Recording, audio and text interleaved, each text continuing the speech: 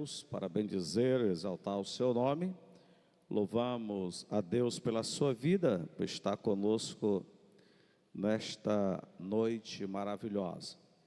Está conosco ainda a irmã Márcia Veloso, a minha cunhada, lá da Assembleia de Deus em Santa Inês. Louvamos a Deus pela sua vida. Irmão Joel, a família. Também temos o privilégio de receber nesta noite um bom tempo a irmã Catrine. Amém? Levanta a mão, Catrine. Amém? Já fez parte do nosso ministério de jovens, ativa aqui com as crianças. Vocês querem aplaudir o Senhor pela vida dela? Amém? O irmão Ramon e a família, um jovem que eu acompanho, está do lado. O Celso voltou. Deus louva a Deus pela sua vida. Todos sejam bem-vindos, em nome de Jesus. Amém? A Priscila, o esposo. O nosso culto de ensinamento é um culto muito aberto. Nós vamos estar trazendo, com o tempo, uma instrução aos irmãos. E você, ao ser tocado, quiser fazer algumas anotações, pode fazer as anotações. O tema que nós vamos ministrar hoje é a trajetória da manjedoura ao Calvário. E eu quero triscar algumas coisas que tem sido, nesses dias, um dos assuntos muito gritante, até mesmo questionados no meio cristão.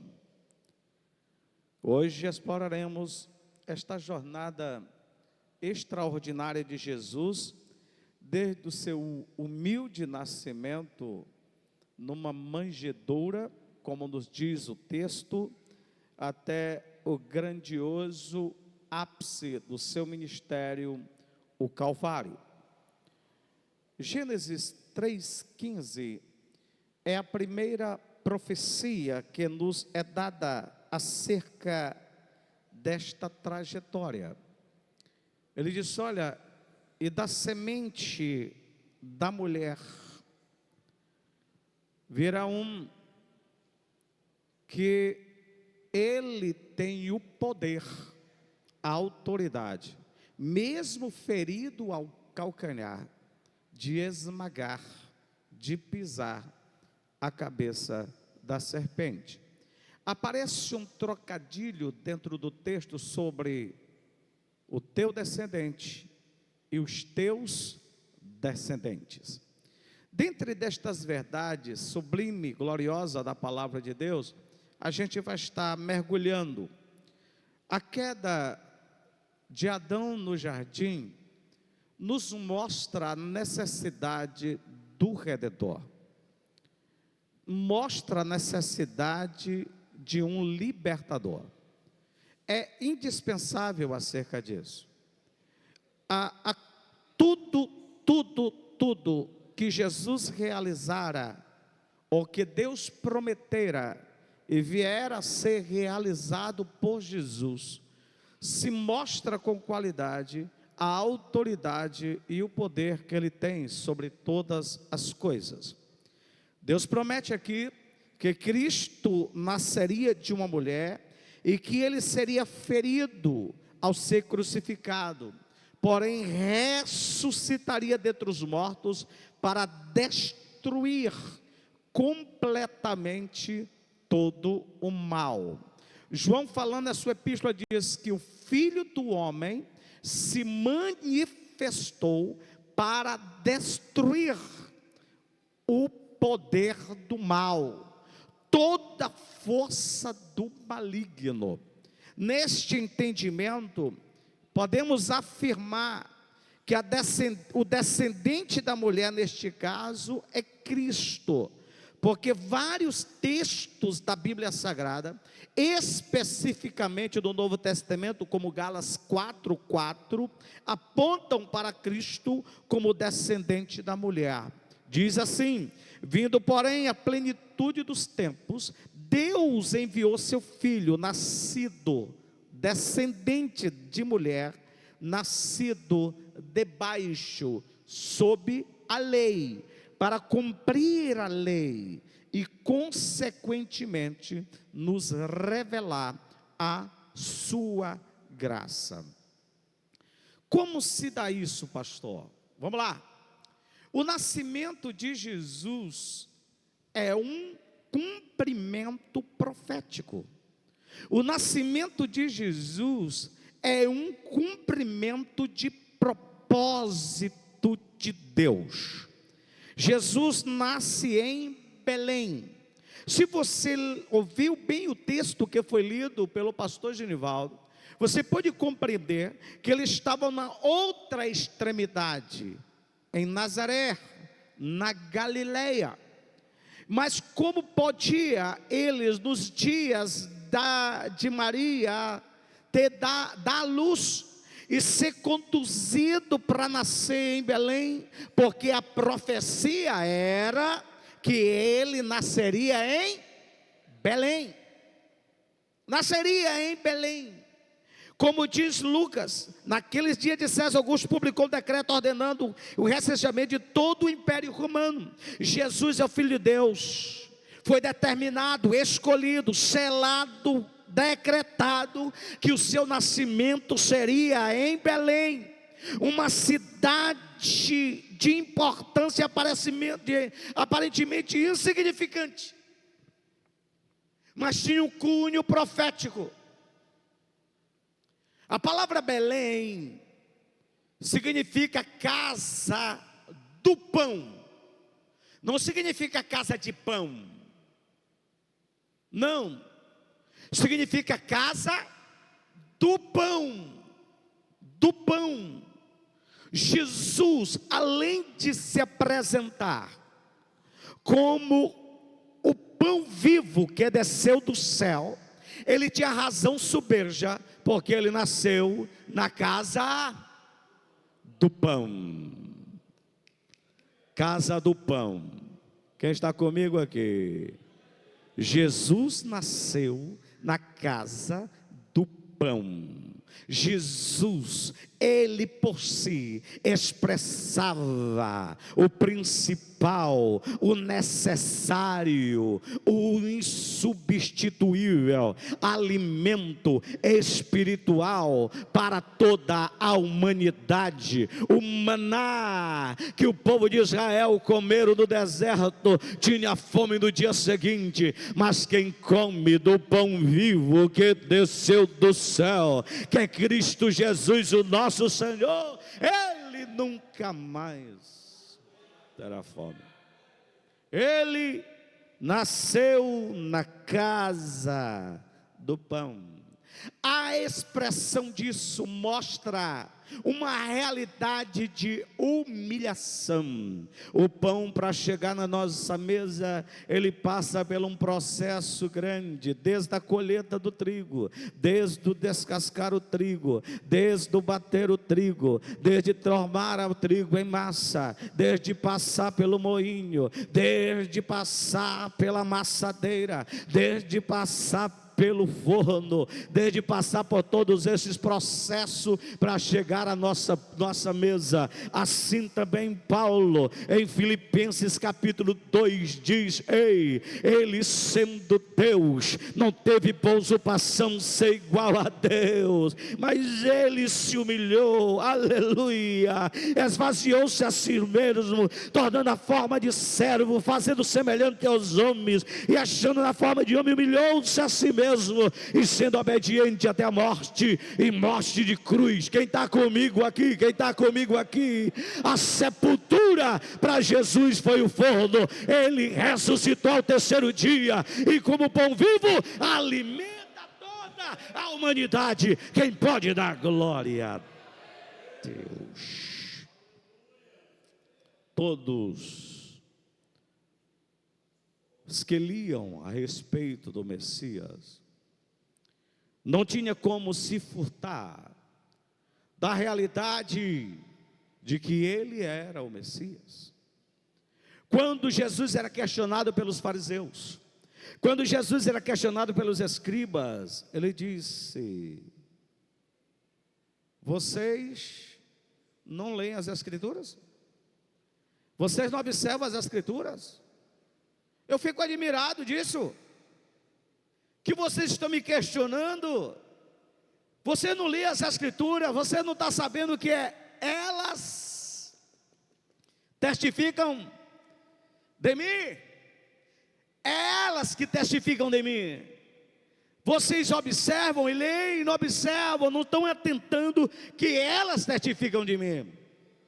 Todas as profecias escritas, faladas acerca de Jesus se cumpriram cabalmente, até a casa do pão. Até a casa do pão. Ele foi, José, para alistar-se com Maria, que ele estava prometida em casamento e esperava um filho. Maria, prometida a José, se acha grávida pelo Espírito Santo, e ela guardou em segredo.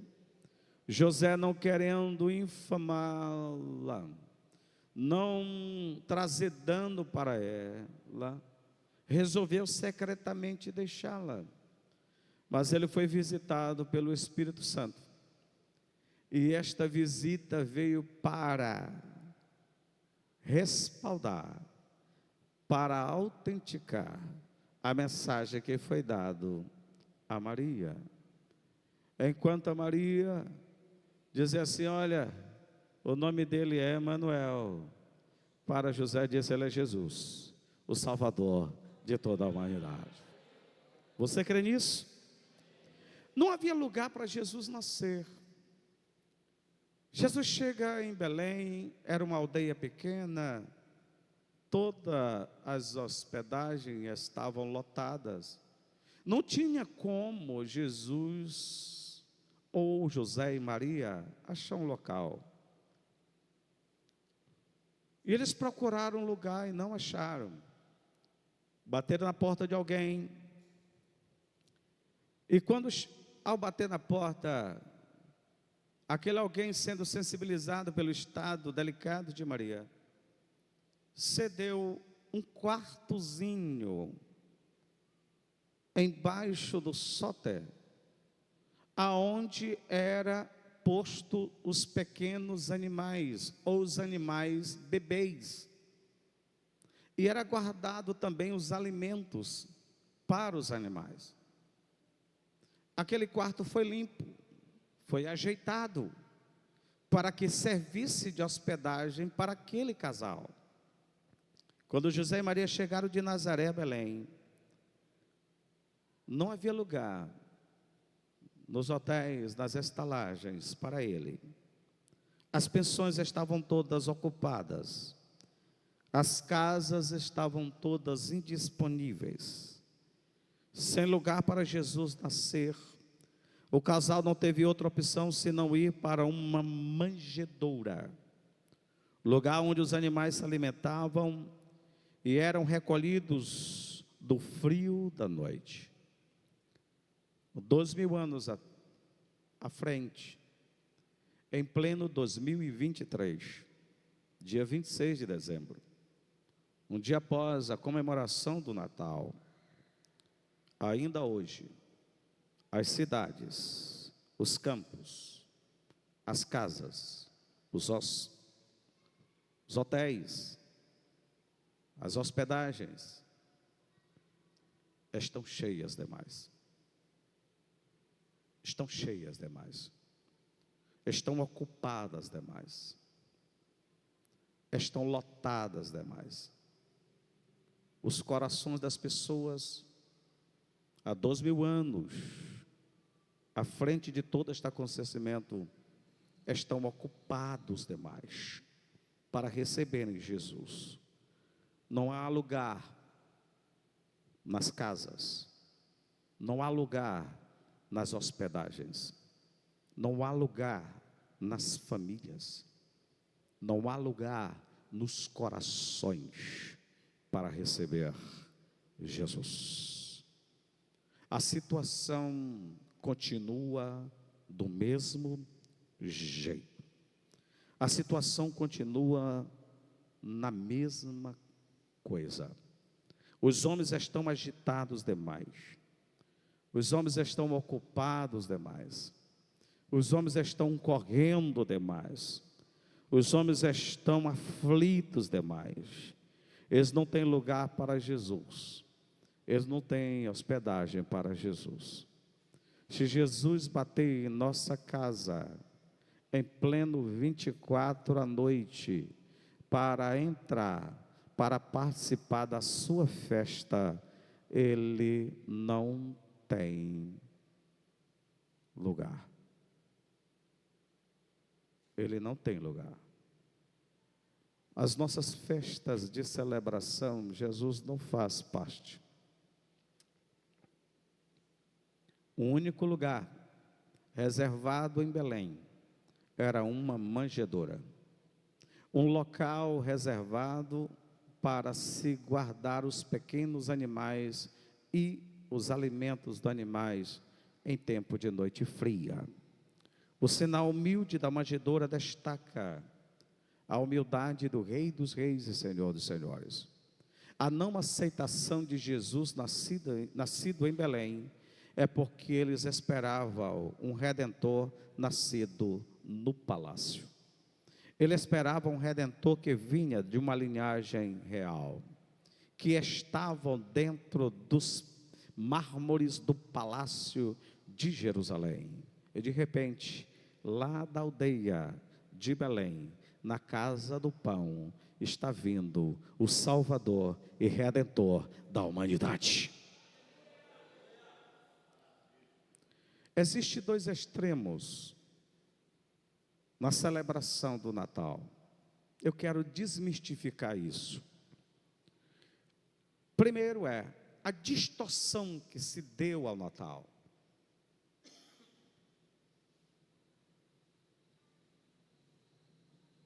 Entrou um personagem, entrou símbolos e alguns banquetes que transformaram o Natal simplesmente em comércio e consumismo.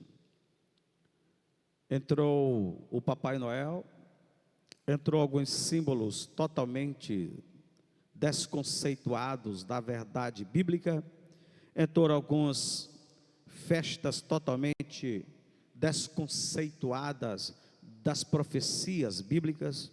Natal não é comércio e nem tampouco consumismo.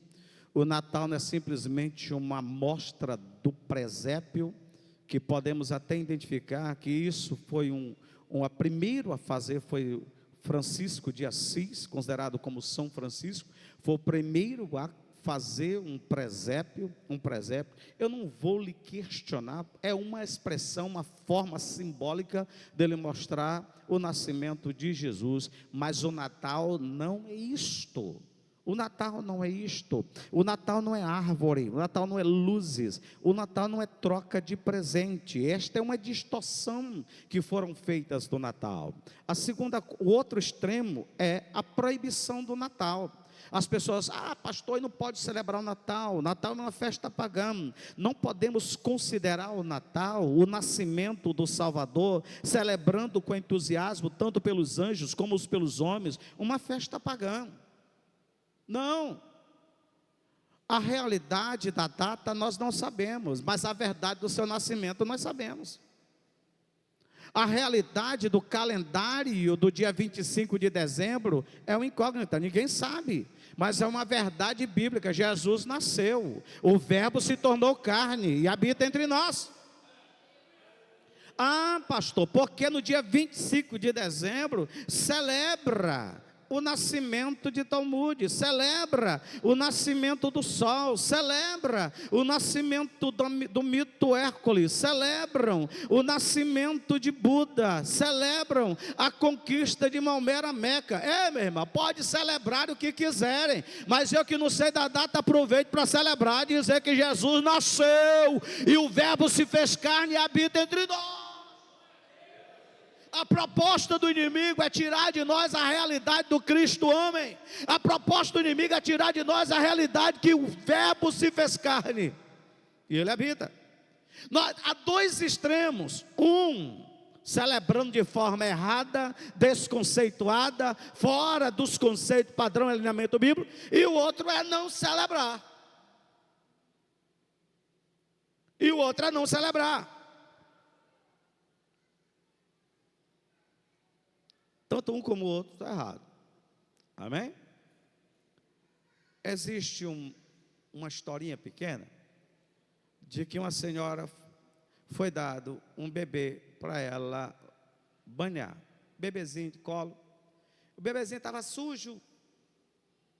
Viu, irmão João? Bem sujinho, um meninozinho, botado dentro da bacia de água limpinha.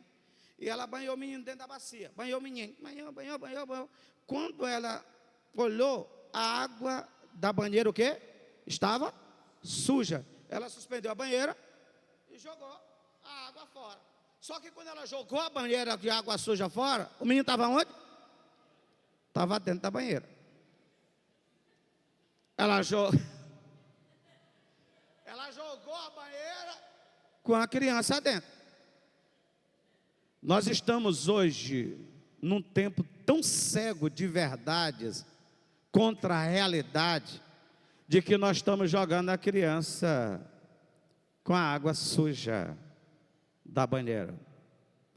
Pensem sobre isso, analisem sobre isso. A escravidão tradicional, ela tem cegado, bem como a escravidão religiosa. Esses dois extremos é muito sério. O verdadeiro Natal foi celebrado com efusiva alegria, com entusiasmo no céu e na terra. Portanto, prossigamos em celebrar o nascimento do nosso glorioso Salvador. O nascimento do Natal traz glória a Deus no céu e paz na terra entre os homens. Natal é a boa nova de grande alegria para todo o povo. E a celebração do Natal tem alguns personagens que eu quero trazer para vocês desta noite. O primeiro personagem é Deus. João 3,16 diz: porque Deus amou o mundo de tal maneira que deu o seu Filho unigênito, para que todo aquele que nele crer não pereça, mas que tenha a vida eterna. O segundo personagem é o maior, é Jesus, o presente dado. João capítulo 1, verso 14 diz: e o verbo se fez carne e habitou entre nós, e vimos a sua glória, como a glória do unigênito, cheio de graça e de verdade. O terceiro personagem é Maria. Lá em Lucas diz assim muito preciso: e no 6º mês foi o João Gabriel enviado por Deus a uma cidade da Galileia chamada Nazaré, e uma virgem desposada com um homem cujo nome era José, da casa de Davi, e o nome da virgem era Maria. E entrando o anjo onde ela estava, disse: salve agraciada, o Senhor é contigo, bendito és tu entre as mulheres. E vendo a ela, perturbou-se, turbou-se muito com aquelas palavras, e considerava que saudação seria esta. Disse-lhe então o anjo: Maria, não fique com medo, não temas, porque achaste graça diante de Deus, e eis que em teu ventre conceberás e dará luz a um filho, e porás o nome de Jesus, e este será grande, será chamado Filho do Altíssimo, e o Senhor lhe dará o trono de Davi, o seu pai, e reinará eternamente na casa de Jacó, e o seu reino não terá fim. Não terá fim. Ei! Não foi colocado o esperma do Espírito Santo no óvulo de Maria. Não.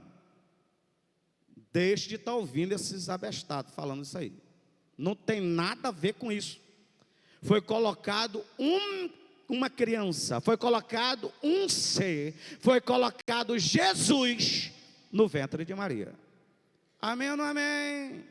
Jesus. Ela achou-se grávida. O Jesus estava lá, o anjo anunciou isso, e o Espírito Santo colocou Jesus ali. Quem pode dar glória a Deus por isso? Essa é uma realidade. O outro personagem é José, o pai. Imagine, você está noivo de alguém, Está ali já considerado os dias do casamento, já prestes a se casar, reservando tudo, já reservado todas as considerações para o casamento. De repente a sua esposa chega e diz: eu estou grávida. Estou grávida de quem? Do Espírito Santo. O anjo chegou e falou para mim que eu estava grávida. Irmão, complicado. Qual seria a tua reação? Qual seria a tua ação, uma atitude dessa?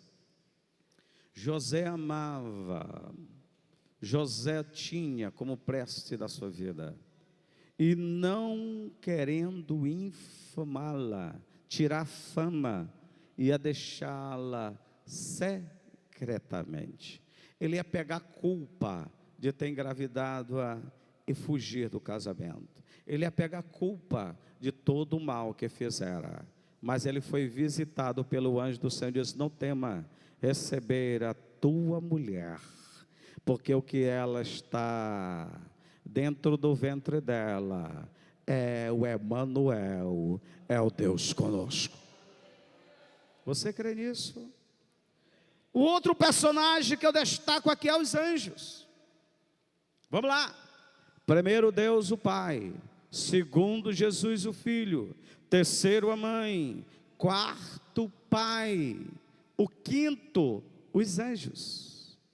Os anjos, olha, o trono, o enviado, a mãe que recebera no ventre, o pai que foi aconselhado a cuidá-lo, e agora a corte angelical celebrando.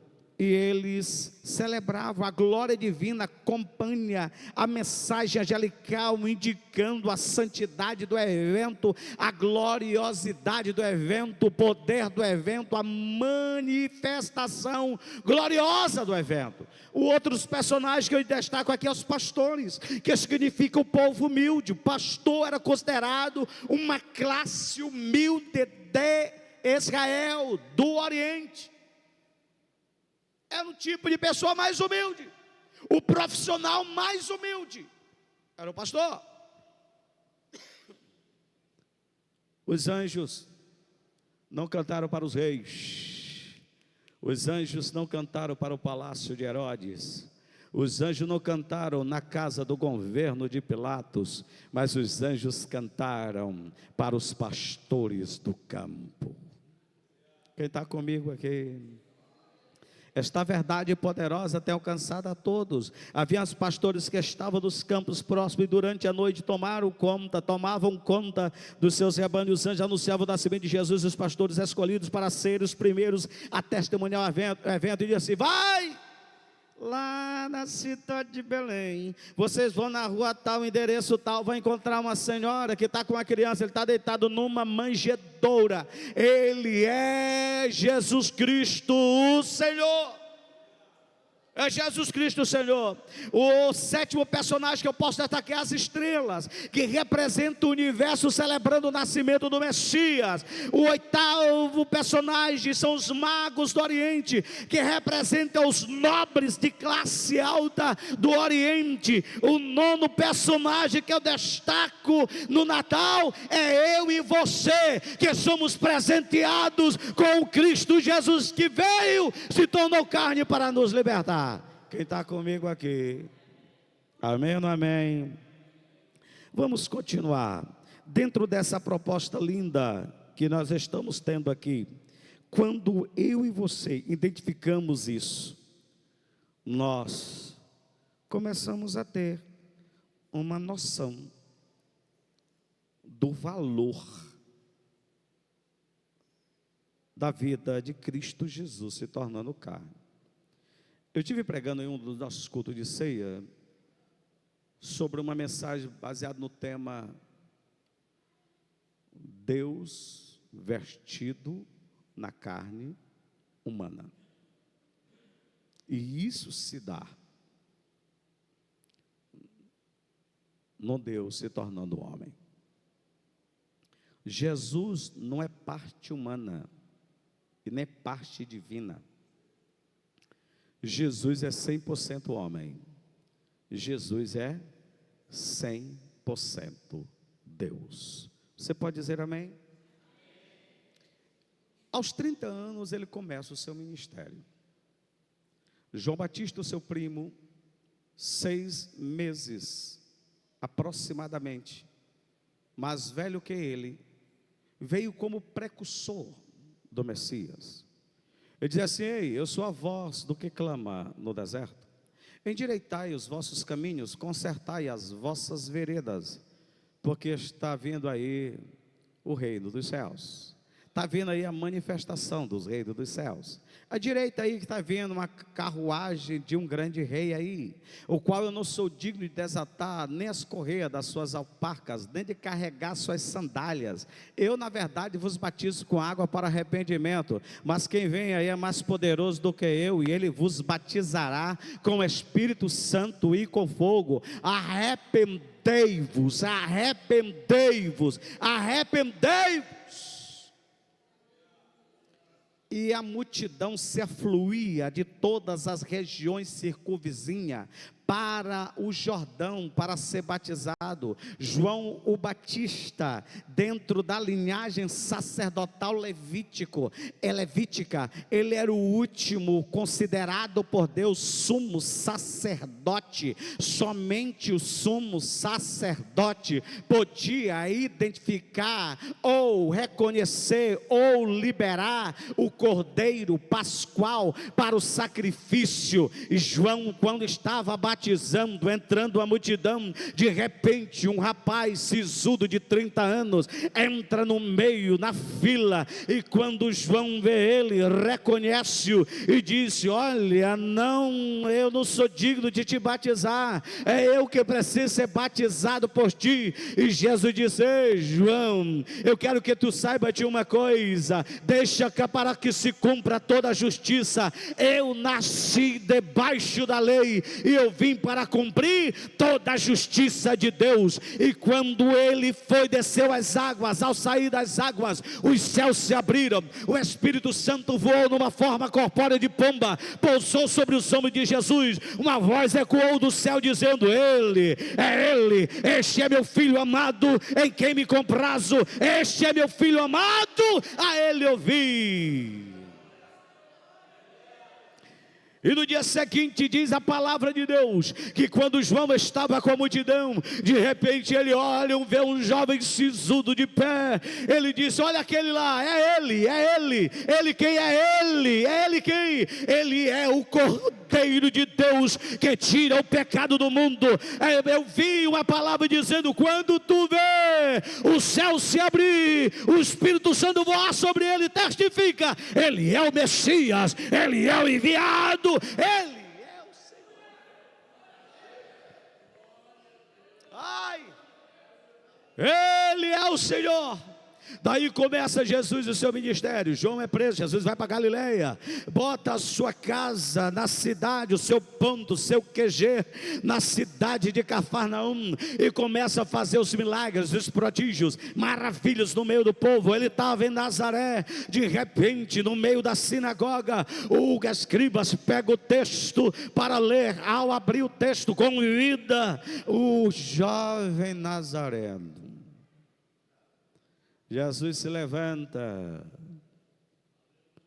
abre o livro de Isaías e diz: o Espírito do Senhor está sobre mim, porque me ungiu para pregar salvação, libertação, transformação, redenção para a humanidade. Os cegos verão, será a libertação plena, porque o Espírito do Senhor está sobre mim. Ele fecha o livro e diz: hoje se cumpre esta profecia.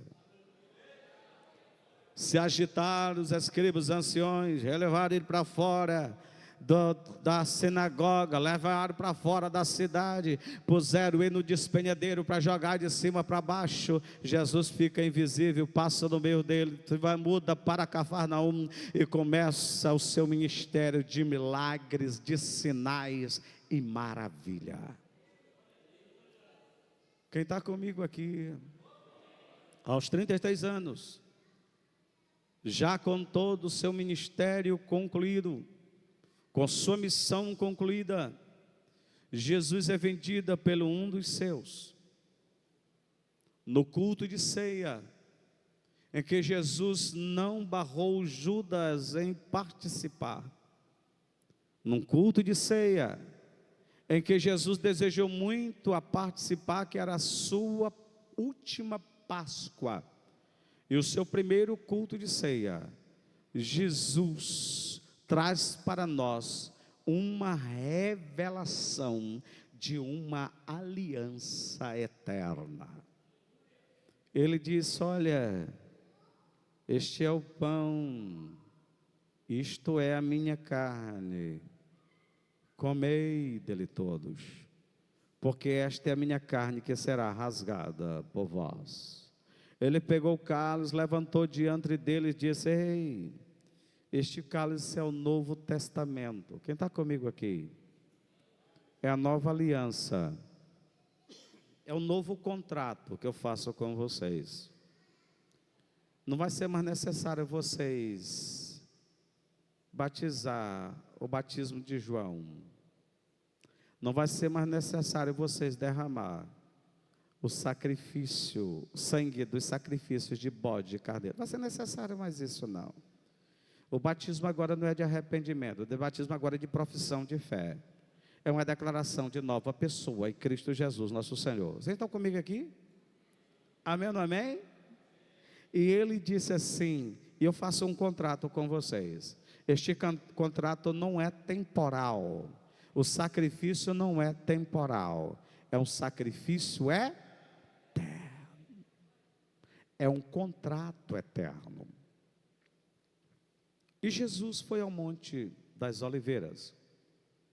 Fez uma oração que até hoje eu, nos meus 32 anos de pastor, nos meus inúmeros estudos da palavra de Deus, ainda não tive a graça inspiradora de sentar no Espírito e assistir de uma forma cinematográfica a oração de um Deus. Jesus falando com o Pai. Ele ora por si, ora pelos seus discípulos, ora pela multidão próxima, ora por nós. E o que mais me espanta naquela oração é que Jesus não apresenta o Calvário como agonia. Jesus não apresenta o Calvário como fatalidade. Jesus não apresenta o Calvário como derrota. Jesus disse: chegou a hora. Quem está comigo aqui? Eu queria que os nossos irmãos da mídia botassem aqui para mim, João capítulo 17, verso 1. Olha só o que Jesus fala: Pai, chegou a hora.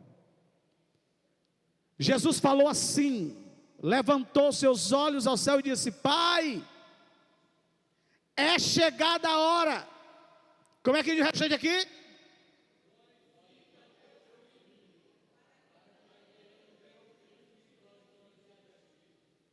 A hora da crucificação de Jesus, que o inimigo e o diabo nunca queria que Jesus chegasse lá. Não era a hora do fracasso e derrota.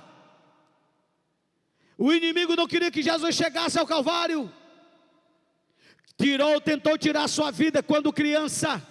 Foi preciso seu pai pegar sua mãe e fugir para o Egito. Não deu para tirar sua vida quando ele se declarou que era o ungido de Deus, quando ele saiu no meio dos seus irmãos em Nazaré. ele não foi. O diabo não teve autoridade para prendê-lo do tempo, porque os soldados dizem: nunca vi um homem falar como este homem. Jesus não bebeu o que lhe ofereceram no pé da cruz, porque ele sabia que era um veneno para paralisar os seus órgãos. Jesus diz: Pai, chegou a hora. Chegou a hora de subir no pódio, chegou a hora da glorificação, chegou a hora do culminar da missão, chegou a hora do culminar da trajetória da vitória. O inimigo tentou matar no Getsemane, dando ele agonia e agonia de morte. Tentou tirar tudo, mas Jesus se manteve firme. Quem está comigo aqui?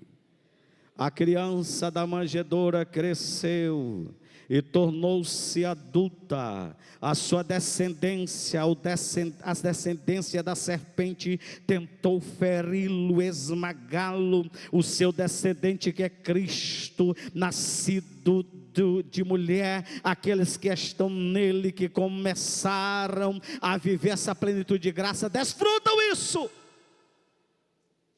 Jesus sai do Getsemane. A palavra Getsemane significa prensa de azeite.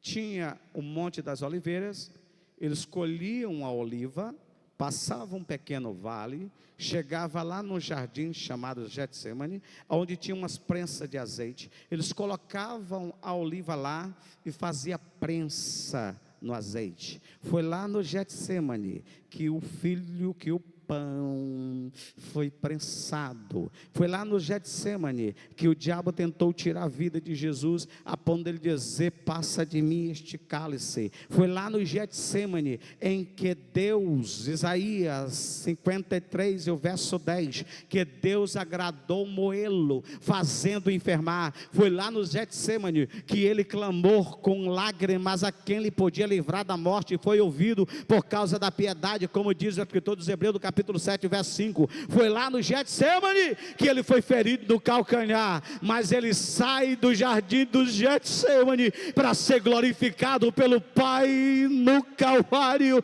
para trazer para nós o mais poderoso decreto redentor, em dizer: está consumado, está consumado. O que era para pagar foi pago, o que era para ser feito foi feito. Jesus nos deu a garantia. Eita Deus! A única coisa que não era de Jesus era a cruz. A cruz era minha, mas se eu morresse lá não resolvia nada, não salvava nem a mim mesmo. Aquela cruz era tua, mas se você morresse nada, simplesmente morria, não redimia nem você mesmo. Mas Jesus subiu e morreu na minha cruz. Jesus morreu na minha morte. Morreu a minha morte. Para quê, pastor? Para que eu pudesse ter a vida dele, a paz dele, a garantia dele, a salvação dele, o reino dele, a herança dele. Isso é maravilha, é glorioso. O pecado veio do jardim do Éden, mas a cura do pecado veio do jardim do Getsemane. A destruição e morte veio do jardim do Éden, mas a vida saiu do Getsemane para ser glorificado no Calvário, ressuscitando ao terceiro dia, para que eu e você pudéssemos ter vida e vida com abundância. Tem algumas ilustrações e aplicações. A humildade do Salvador e Redentor desde o seu nascimento, desde as suas trajetórias de vida, até a cruz. Mas o que nos traz alegria e garantia é que Jesus não ficou lá. Jesus ressuscitou. O impacto das boas novas aos simples pastores foi glorioso em dizer que nasceu o Salvador, que é Cristo Senhor. Quem está comigo aqui? Mas o impacto mais poderoso é do Evangelho, quando diz: crê no Senhor Jesus Cristo e será salvo tu e a tua casa. Quem crê em Jesus tem a vida eterna, não entra em condenação, mas passa da morte para a vida. Não tem mensagem mais poderosa para o homem pecador, levado à destruição e à condenação eterna, que o Salvador está vivo, o Redentor está vivo, e a salvação é para ti também. Creia e tenha a vida eterna. Você crê nisso? Diante destas verdades tão sublimes, o que nos resta é aceitar esta poderosa e rica oportunidade em ter Jesus como Senhor e Salvador das nossas vidas. Que Deus em Cristo nos abençoe para todo sempre. Amém? Nós vamos trazer a irmã Márcia Veloso, que vai cantar um